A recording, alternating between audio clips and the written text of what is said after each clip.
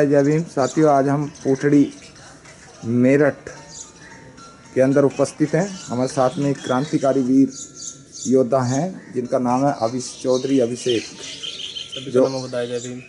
अभिषेक जी, आपका सम्मानित अधिकार में स्वागत है। सर, आपका और बहुत बहुत धन्यवाद। आपसे हम ये जानना चाहेंगे कि 2 अप्रैल के अंदर जो आंदोलन हुआ जी उसमें हमारे कई हजार लोग जेल गए थे।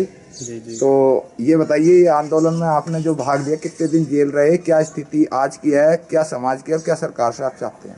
जी, सभी को मेरा क्रांतिकारी जय भीम। सबसे पहले तो मैं आपके चैनल के माध्यम से बताना चाहूँगा कि जो ये आंदोलन हुआ था, एक हमारी तरफ से या फिर समाज की तरफ से एक सराहनीय कदम था और ये होना ज़रूरी था, क्योंकि समाज की स्थिति इतनी बद से बदतर हो चुकी है, जिसमें जो हमारे अगेंस्ट जो लोग खड़े हैं वो हमें समय समय पर प्रताड़ित करने का काम कर रहे हैं। जैसे कि आप अभी बहुत सारी घटनाएं देख चुके हैं। अभी लॉकडाउन में भी बहुत सारी ऐसी घटनाएं हुई हैं जिसमें हमारे लोगों को प्रताड़ित किया गया। और उसके बाद जो हमारी 2 अप्रैल की जो घटना है उसको लेकर सभी के अलग अलग मतभेद रहे हैं, और इसमें पार्टी ने और संगठनों ने मिलकर हिस्सा लिया। जो आंदोलन हमारा एक ये साहसिक कार्य रहा है। और इसके बाद इसमें मेरठ से भी करीब 184 लोग इसमें जेल गए, जिसमें हमारे माननीय विधायक योगेश वर्मा जी और उनके कुछ साथी और हमारे साथ के बहुत सारे दोस्त इसमें जेल गए, जिसमें हमने किसी ने 3 महीने, किसी ने 6 महीने और अलग अलग बैरिक में जेल काटी है। और बाहर आने के बाद लगता था कि हाँ, हम कोई सामाजिक कार्य कर रहे हैं और समाज के जो लोग हैं उनसे समर्थन मिलेगा। जैसे कि हमारे समाज के कुछ वकीलों ने कहा था कि हम फ्री केस लड़ेंगे और हम समाज में अपना योगदान देंगे, लेकिन ऐसा नहीं हुआ। समाज के वकीलों ने बहुत पैसा खाया है और समय समय पे और मैं तो एक का तो नाम भी उजागर करना चाहूँगा। एक हमारे मेरठ के एडवोकेट रहे हैं राजकुमार, जिनके पिताजी बार एसोसिएशन के अध्यक्ष रहे हैं और उन्होंने लोगों को बहुत अच्छी तरह से लूटा है। और मैं तो चाहूँगा कि समाज ऐसे वकीलों पर कार्रवाई करे। और उसके बाद जो बाहर आने के बाद कुछ कार्य हमारे समाज ने जो गलत रहे हैं जो हमारे नज़र में, और वो इसलिए गलत रहे हैं क्योंकि किसी ने बाद में ना तो किसी से पूछा है कि तुम्हें क्या तो क्षति हुई है, क्या नुकसान हुआ है, तुम्हारे साथ किस तरह के व्यवहार किए गए हैं, मारपीट की गई है और जेल में काट के आए हैं, लोगों पर बहुत बड़े बड़े कर्जे हुए हैं। और ऐसे ऐसे लोग वहाँ जेल में हमारे साथ में अंदर थे, जिनके बेटा भाई सबके सब जेल में थे, पूरी फैमिली जेल में थी, और उनको जो है किसी तरह का जो समर्थन है समाज से नहीं मिल पाया। उनको यहाँ तक कि समाज के लोगों ने उनकी ज़मानत देना भी ज़रूरी नहीं समझा। तो एक अजीब से हालात रहे हैं। और बाहर आने के बाद में भी ये सब चीज़ें झेलनी पड़ी। लोगों की नौकरियाँ चली गई, लोग बेरोज़गार हो गए और स्थिति आज भी बद से बदतर बनी हुई है। और आज हमारे आसपास के बहुत सारे गांव ऐसे हैं जहां से लोग जेल गए थे, और मैं तो उनसे अक्सर मिलता रहता हूं और देखता रहता हूं। तो उनकी स्थितियां बहुत ख़राब हैं। किसी समाज ने, किसी पार्टी ने जो समर्थन नहीं दिया, ना उनके पास गए, ना कभी किसी से मिलने आए। और मैं सरकार से, मैं सामाजिक संगठनों से अपील करता हूं कि जो हमारे 2 अप्रैल का आंदोलन हुआ था और इसमें जो लगे हुए हम पे केस हैं, वो समाज के जो ठेकेदार बने बैठे हैं वो मौजूदा सरकार से सवाल रखें और अपनी मांग रखें कि वो केस वापस हों। और जो माहौल चल रहा है, ऐसे माहौल में लोगों के पास पैसा नहीं है अपनी तारीख लगाने का, कोर्ट कचहरी तक जाने का, जिसमें हमारे केस हैं वो इलाहाबाद हाई कोर्ट तक भी पहुँचे हैं। वहाँ तक हम लोगों ने खर्चे किए हैं। और हमारे साथी तो कुछ ऐसे हैं जिनकी हालत बद से बदतर थी और उनको उधार मांग के जो केस लड़ना पड़ रहा है। और किसी समाज के किसी व्यक्ति ने किसी तरह की मदद इसमें नहीं की। और ज़रूरी नहीं है पैसे से ही मदद करें। एक जो ओरली सपोर्ट होता है, एक व्यक्तिगत सपोर्ट होता है, वो भी हमें कभी नहीं दिया गया। अभिषेक जी, ये बताइए आपकी एजुकेशन क्या है? जी, मैं वैसे तो पॉलिटेक्निक फाइनल कर चुका हूँ, लेकिन जब मैं जेल गया था मेरा फाइनल ईयर था और वो भी मैं मेरा छूट गया था। मैंने फिर दोबारा से अगले साल कंटिन्यू करके अपना फाइनल ईयर पॉलिटेक्निक कंप्लीट किया। अब ये बताइए कि आपका कितना पैसा खर्च हुआ था? जी, इसमें करीब 1.5 से 2 लाख रुपए मेरा खर्च हुआ था। केस में हाई कोर्ट से जमानत हुई थी और फिर जमानती और दुनिया भर के खर्चे और फिर घर वालों का मिलना जुलना। कितने दिन जेल में रहे थे? मैं इसमें करीब 3 महीने इसमें जेल में रहा। और ये करीब 25 जून को मैं बाहर आया था। तो ये बताइए, जब आप 3 महीने जेल में रहे थे तो कोई व्यक्ति, जो हमारे बहुत सारे लोग मंचों पर बोलते हैं हम ये कर देंगे वो कर देंगे, तो उनमें से कोई भी व्यक्ति आपके पास आया? जी देखो, मैंने तो ज़्यादातर लोगों को ऐसा देखा है, सबको लूटते खसोटते देखा है, समाज के नाम पे दलाली कर रहे हैं, समाज के नाम पे, क्योंकि आज हमारे ही समाज के लोग, हमारे ही जो अपने लोग जिन्हें हम अपना कहते हैं, वो दलाल बने बैठे हैं, पैसे के पीर हो चुके हैं।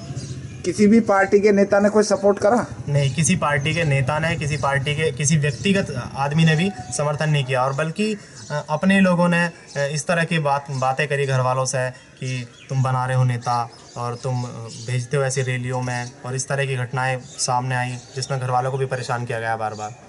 आप खुश हैं उस आंदोलन से या नाराज हैं? देखो, आंदोलन से हम खुश हैं क्योंकि एक शासनिक कार्य था, लेकिन जो उसके बाद या उस दौरान जो घटनाएं हुई, समाज के व्यक्तिगत लोगों को लेकर उनका समर्थन ना मिलना, उनका सपोर्ट ना मिलना, वो हमारे लिए एक शर्मनाक कार्य रहा है। या फिर मैं तो उनकी निंदा ही करूँगा, क्योंकि किसी ने कभी नहीं पूछा, जो हमारे समाज के ठेकेदार बने बैठे थे, जिनकी हम मदद लेना चाहते थे, या घर वालों ने बाद में मदद लेनी चाहिए कि हमारा बच्चा जेल में है या तुम्हारा दोस्त जेल में है, कोई वापस नहीं आया, कोई पास नहीं आया। मुझे ये बताइए कि आप लोग की तारीख कितनी लग रही है? जी, करीब 1 महीने में 2 से 3 तारीख लग जाती हैं। अच्छा, कितना पैसा खर्च हो जाता है?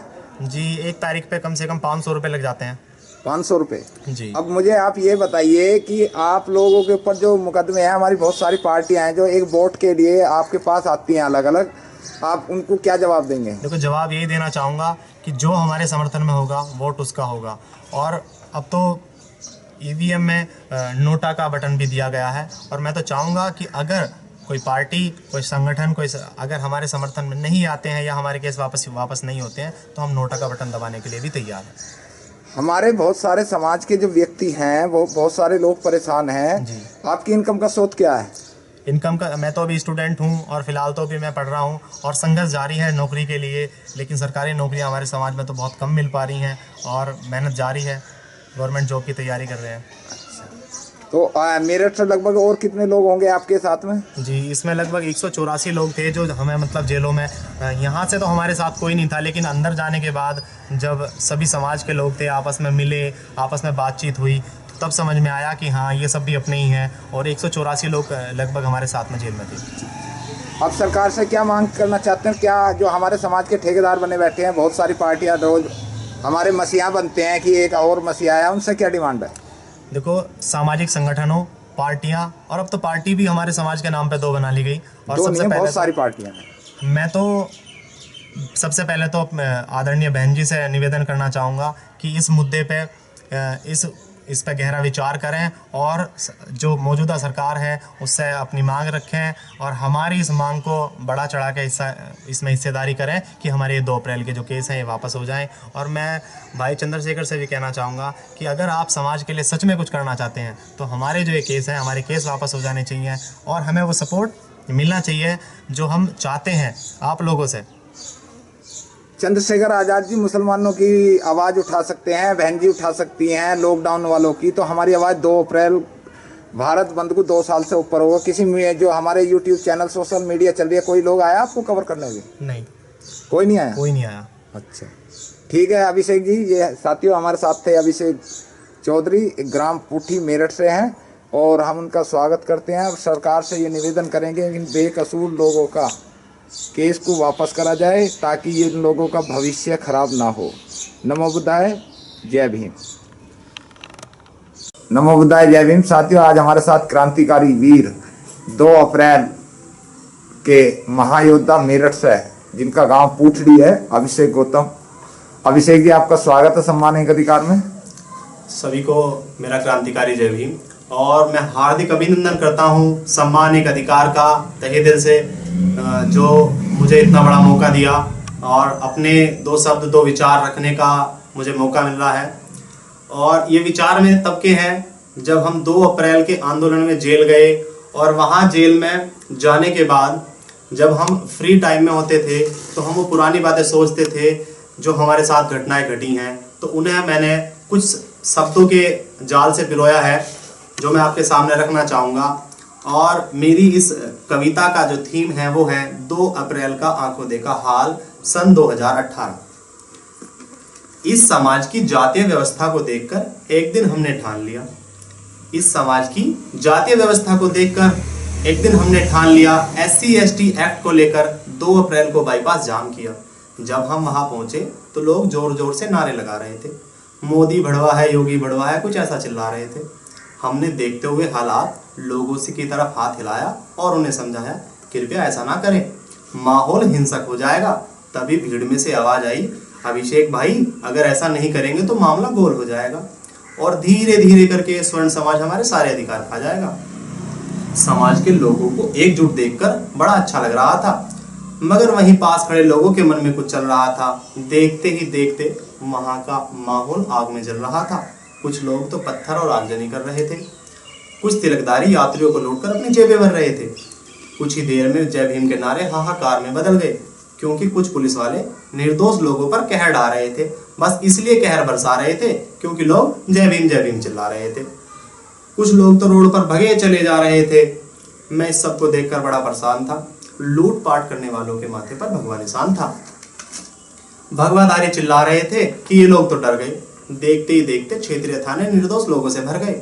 हर निर्दोष व्यक्ति बस यही चिल्ला रहा था, भगवाधारी सरकार का आतंक है, इसलिए उन्हें छोड़ा नहीं जा रहा था। कुछ व्यक्तियों का तो हाल ही बेहाल था, क्योंकि उन्हीं के खून से रंगा उनका रुमाल था। बस हम इसलिए पिट रहे थे क्योंकि आज तक राम राम रट रहे थे। और मैं इन घमंडियों के सारे घमंड तोड़ता हूँ और आज से ही हिंदू धर्म को छोड़ता हूँ। हिंदू धर्म का दिल से बहिष्कार है और जय भीम का ना मेरा जन्मसिद्ध अधिकार है। सभी को नमो बुद्धाय, जय भीम।